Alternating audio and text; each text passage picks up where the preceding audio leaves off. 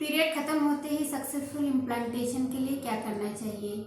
जैसे ही आपके पीरियड्स खत्म होते हैं, आपका जो यूट्रस है, आपका बच्चेदानी है, वो प्रेगनेंसी के लिए तैयार हो रहा होता है। तो जैसे ही पीरियड्स आपके खत्म होते हैं, आपको क्या क्या करना है ताकि आपको आसानी से गर्भधारण हो सके।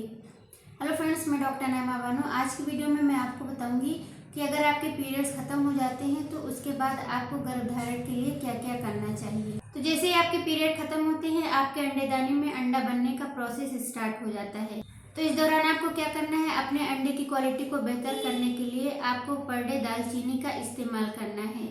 या तो आप उसका स्टिक इस्तेमाल कर सकती हैं पानी में भिगाकर, या इसका पाउडर यूज कर सकती हैं।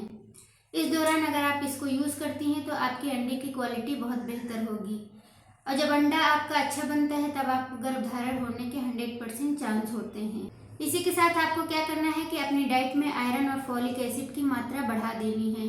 आपको कैसे लेना है आयरन और फॉलिक एसिड, या तो आप सप्लीमेंट के रूप में ले सकती हैं, या फिर इनको आप डाइट के थ्रू ले सकती हैं। जब आप फॉलिक एसिड लेती हैं तो इससे अंडे की क्वालिटी भी बेहतर होती है और आपको गर्भधारण के चांसेस भी बढ़ जाते हैं। प्रेगनेंसी कंसीव करने से 3 महीने पहले फॉलिक एसिड लेना शुरू कर देना चाहिए।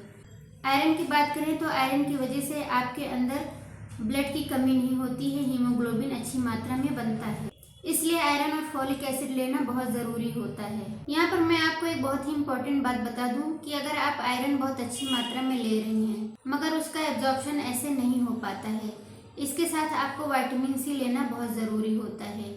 या तो आप नींबू लीजिए, या फिर आप कीवी लीजिए, या फिर आप संतरा लीजिए, या विटामिन सी के सप्लीमेंट्स ले सकती हैं। इससे आपकी बॉडी में आयरन का एब्जॉर्प्शन बढ़ जाता है। अगर आपकी बॉडी में आयरन की कमी होगी तो आपको गर्भधारण नहीं होगा, इसलिए आप इन बातों का जरूर ध्यान में रखें। इसी के साथ साथ आपको बाहर का जंक फूड नहीं खाना है। जंक फूड से आपकी बॉडी में स्वेलिंग होती है, आपके अंडेदानी में सूजन होती है और फ्लूइड रिटेंशन होता है, यानी कि आपके अंडेदानी के आसपास पानी भरने लगता है, जिसकी वजह से छोटी छोटी सिस्ट बन जाती हैं, जिसे हम पीसीओडी कहते हैं। इस कंडीशन में आपका अंडा रप्चर नहीं हो पाता है, इसलिए आपको जंक फूड नहीं खाना है, और मिर्च मसाले वाली चीज़ें भी नहीं खानी है, तली भुनी चीज़ें भी नहीं खानी है। अगर आपका अंडा अच्छे से बनता है, रप्चर होता है, तो इस दौरान आपको गर्भधारण के चांसेस बढ़ जाते हैं। जब आपका इम्प्लांटेशन हो जाता है तो आपको क्या करना है, कोई भी ठंडी चीज़ें नहीं खानी है, फ्रीज की कोई भी चीज़ नहीं खानी है।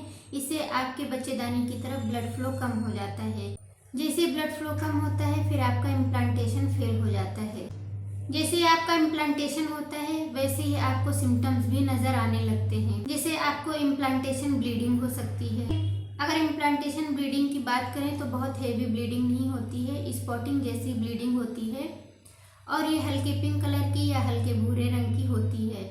ये बहुत देर के लिए नहीं होती है, थोड़ी देर के लिए होती है। अगर ऐसा सिम्टम आपको दिखाई देता है तो आप ये समझिए कि आपको 100% प्रेगनेंसी रुक गई है।